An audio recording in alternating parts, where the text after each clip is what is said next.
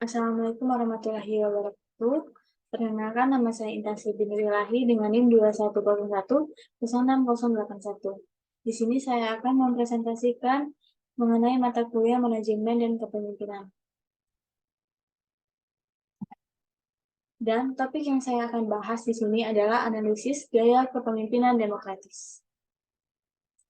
Sebelum memasuki materi, mari kita sama-sama untuk menonton terlebih dahulu gaya kepemimpinan demokratis.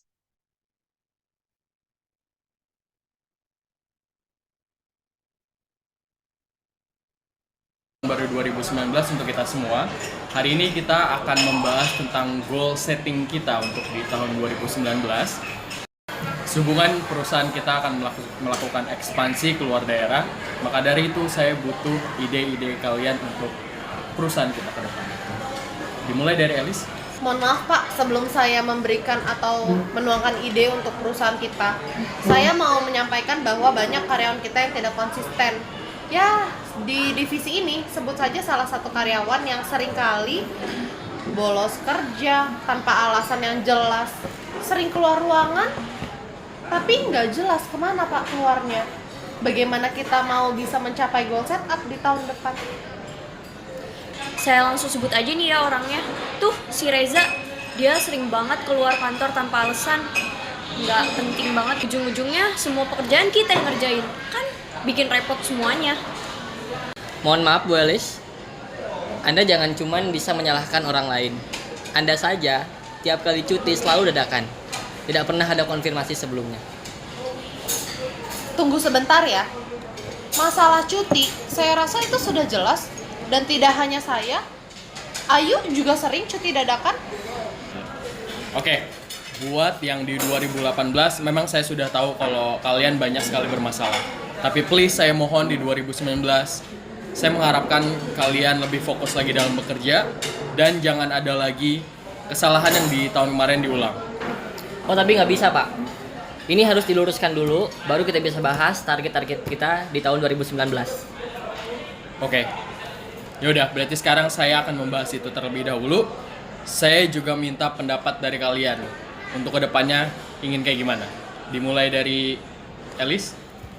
Mohon maaf ya Pak dan teman-teman sekalian. Saya konfirmasi kepada rekan-rekan bahwa tahun kemarin saya tidak melakukan cuti dadakan.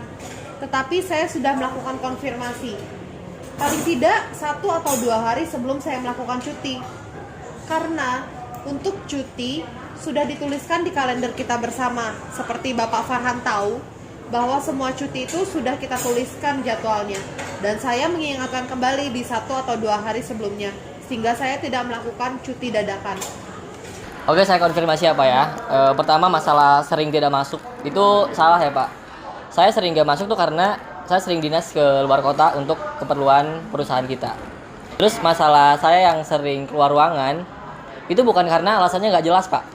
Saya ke divisi lain untuk mengurus hal lain juga yang berhubungan dengan perusahaan kita. Jadi saya rasa saya nggak salah di sini. Saya ada alasan tertentu mengapa saya melakukan hal tersebut. Itu aja sih Pak. Oke, saya mau konfirmasi ya soal untuk yang tahun kemarin. Mohon maaf banget emang saya tidak hadir karena itu tapi karena sakit. Jadi saya sudah konfirmasi juga ke Pak Farhan gitu. Oke. Saya ambil kesimpulan di sini. Berarti ada kesalahpahaman di antara kita semua. Bahwa komunikasi kita kurang baik antar individu.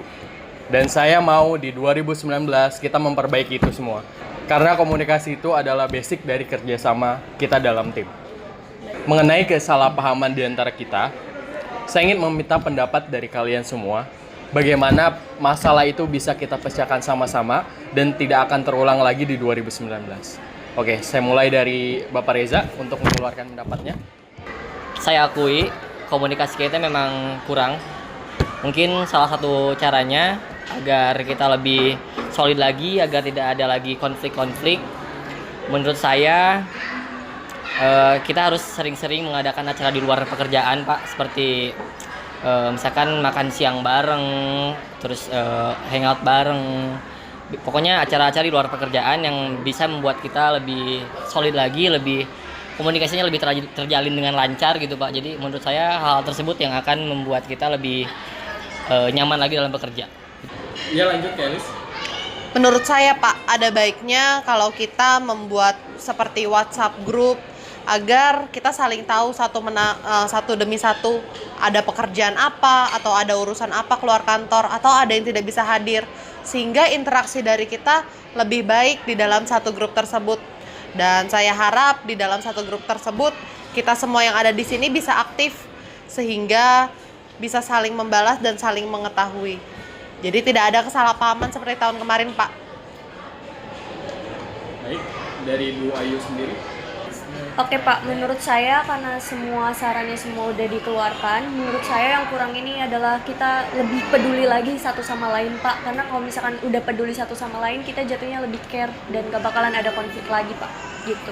Ya, saya setuju dengan pendapat-pendapat Anda. Saya juga merasakan bahwa tidak adanya keterbukaan di antara kita. Dan ya, seperti apa yang kalian sudah katakan, di 2019 saya berharap kita bisa terbuka, peduli, dan sama-sama membangun komunikasi yang baik.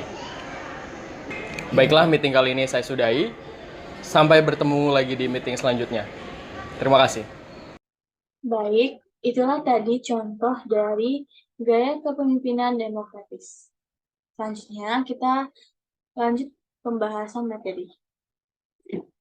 Menurut Words 2004, dalam Lailiasa et al. 2018, gaya kepemimpinan demokratis merupakan kemampuan mempengaruhi untuk orang lain agar mau bekerja sama dalam mencapai tujuan yang telah ditetapkan dengan cara berbagai kegiatan yang akan dilakukan ditentukan bersama antara pimpinan dan bawahan.